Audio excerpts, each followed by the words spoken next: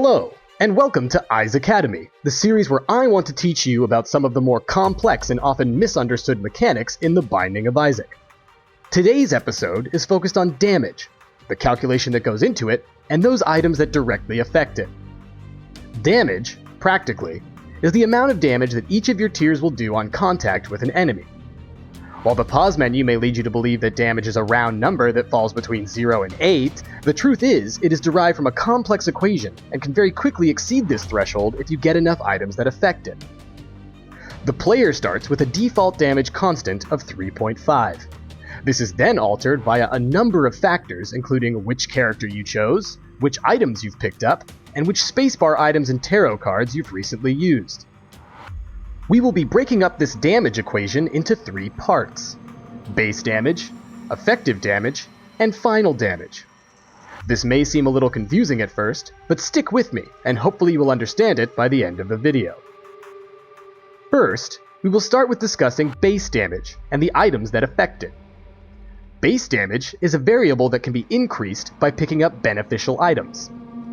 Base damage starts at 0, and is then increased by picking up any of the following items, which we will discuss now in a little more detail.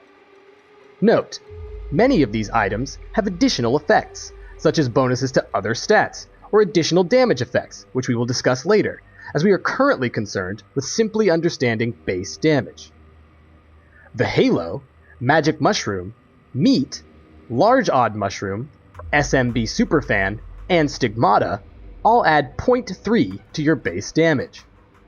Jesus Juice, Max's Head, and the Pact all add 0.5 to your base damage. Blood of the Martyr, Growth Hormones, the Mark, the Pentagram, Small Rock, and Steven all add 1 to your base damage. Money equals Power adds 0.04 times the number of coins that you currently have in your possession. So with 99 coins, you would be provided with an added base damage of 3.96.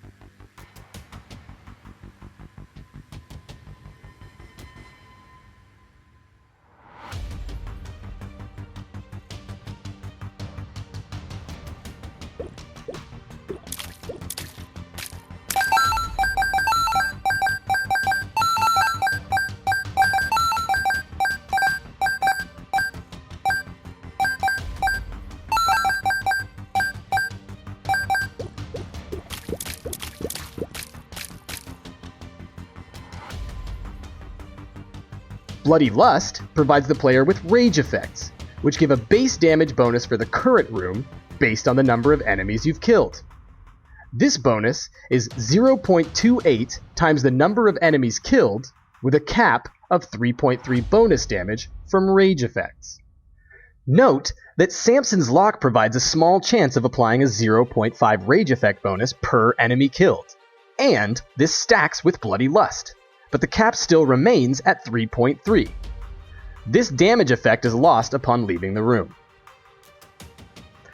The Book of Belial and the Devil Tarot card provide a bonus of 2 to base damage upon activation.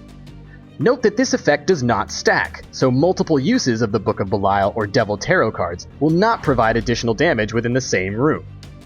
This effect is lost upon exiting the room.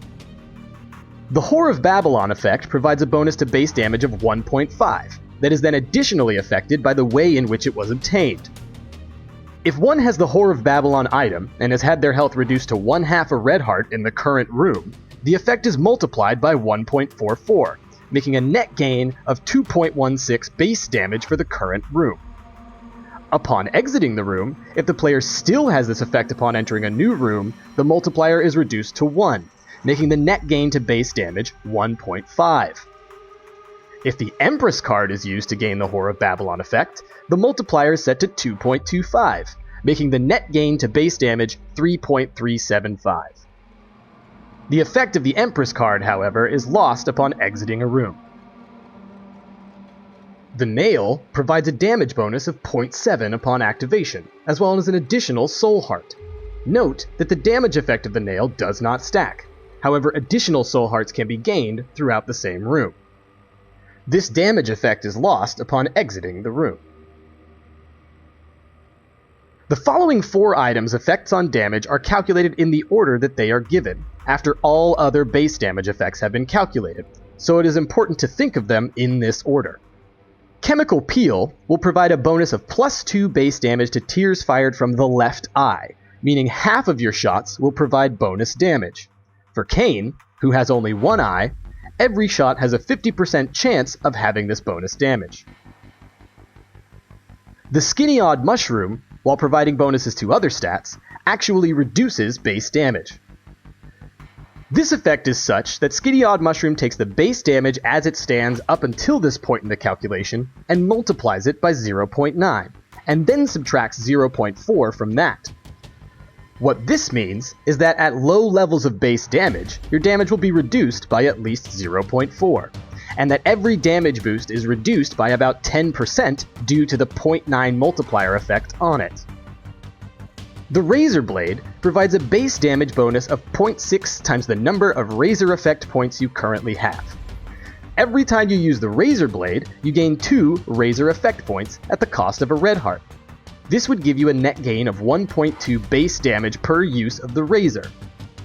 While Isaac is blinking from damage, however, the cost of Razor Blade is halved, meaning you will gain 2 Razor Effect points at the cost of half a red heart. The Razor effect has no discernible limit, so can be stacked as long as you have the hearts to afford it.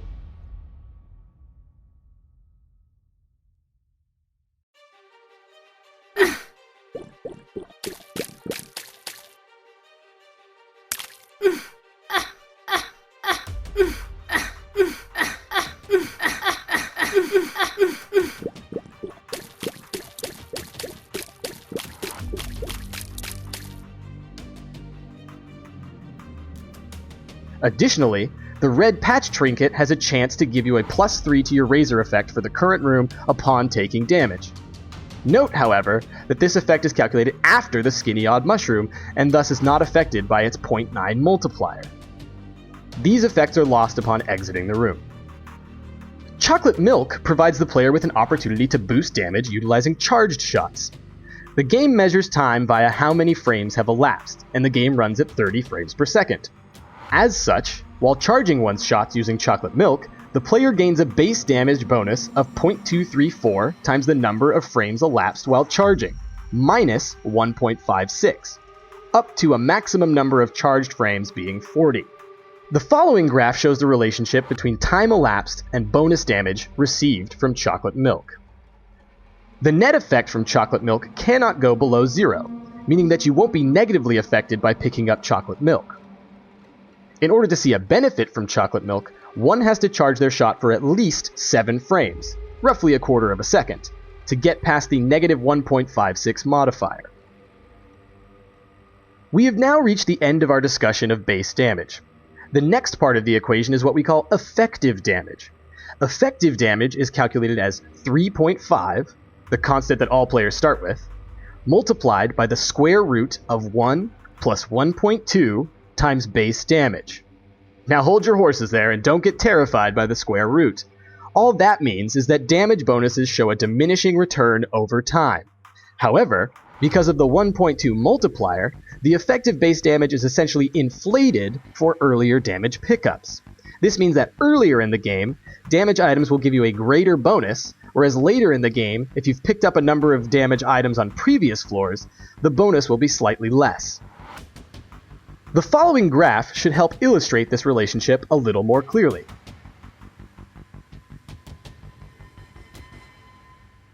Let's illustrate this with a few examples. Let's imagine that on our first 2 floors, we get Small Rock and Growth Hormones. This would give us a base damage bonus of 2. So entering this into our equation, we would see that we would arrive at roughly 6.45 effective damage, a net gain of 2.95 in our damage, or roughly 1.475 damage per point of base damage. Over the next few floors, suppose we pick up the Pentagram and the Mark. This would add an additional 2 points to our base damage, giving us a base damage of 4. Entering this into our equation now, we would see our effective damage reach roughly 8.43, a net gain of 1.98, or roughly 0.99 damage per point of base damage received from these new items. Finally, Let's say a few floors later, we pick up the Blood of the Martyr and Stephen. Another increase of 2 points to our base damage. Our effective damage would now reach 10.02, a net gain of 1.59, or roughly 0.8 damage per point of base damage received from those new items. So as we can see, the relationship between base damage and effective damage is curvilinear. So while continuing to find damage up items throughout the game is beneficial, it is not as impactful as it is earlier in the game. The final piece to our damage puzzle is what we will call final damage, as there are a number of factors that will come into play and alter effective damage after all previous calculations have been made. First, character choice influences final damage. Some characters have a special multiplier that either increases or reduces effective damage. In ascending order, Eve has the lowest damage multiplier of 0.75. Dead Baby has a multiplier of 1.05. Cain has a multiplier of 1.2. And Judas has a multiplier of 1.35. This means that all damage ups will be less effective for Eve while being more effective for Dead Baby, Cain, and Judas. Polyphemus is an item that gives Isaac one giant eye, meaning his tier fire rate is reduced, but each tier does more damage. This effect is added after the effective damage calculation. The standard effect for Polyphemus is effective damage plus 4 multiplied by 2. However, if the player has also picked up an item that increases their number of eyes, such as Inner Eye or Mutant Spider, this effect is reduced to effective damage plus 5. The Curved Horn trinket adds a flat plus 2 to effective damage. Sacred Heart multiplies effective damage by 2.3 and adds 1. Technology 2 multiplies effective damage by 0.65. Technology 2 is unique as it is a constant laser. Damage is thus applied over time exposed to that laser, such that damage is applied every 3 frames, or roughly 10 times per second. Additionally, there is an odd calculation that boosts Technology 2's damage during the time between hits. This addition to the equation is as follows. Effective damage is further multiplied by 0.2 times x. X is increased by 1 every time a tier is fired. Every time the laser does damage, x is multiplied by 0.8 and increased by 0.2.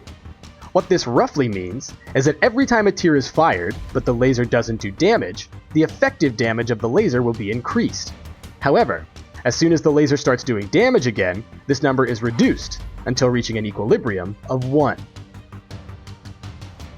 A Tooth Shot from Tough Love will have an effective damage multiplied by 3.2. A Blue Fly from Mulligan or Guppy will have an effective damage of 2 times normal tier damage. Lump of Coal, an item that adds damage based on the distance a tier travels, is actually calculated by taking the number of frames that a tier remains in the air and multiplying that by 0.14. This bonus is then added to effective damage. Having at least one of the following items in your possession confers an additional bonus multiplier of 1.5 during the final damage calculation stage. Max's Head, Magic Mushroom, or both the effect of Book of Belial and Blood of the Martyr. Brimstone adds a multiplier of 3 to the final damage calculations, greatly increasing the character's damage. Additionally, Brimstone fires twice per charge. Both Technology and Brimstone share important synergies with a few other items. If you have at least one of the following items, an additional multiplier of 3 is added to the damage equation. These items are Ipecac, the Inner Eye, Mutant Spider, or Polyphemus. Additionally, the Lump of Coal bonus, since it can no longer be based on range due to these items' instant fire rate, changes to a flat bonus of plus 2. Mom's Knife is similar to Technology 2 in that it applies damage across frames to which the enemy is exposed to the knife. The bonus that it applies to damage, however, is affected by its position. While the knife is stationary, or is moving backwards, it applies a bonus multiplier of 2 to damage. However, if the knife is moving towards the enemy, it applies a bonus multiplier of 6.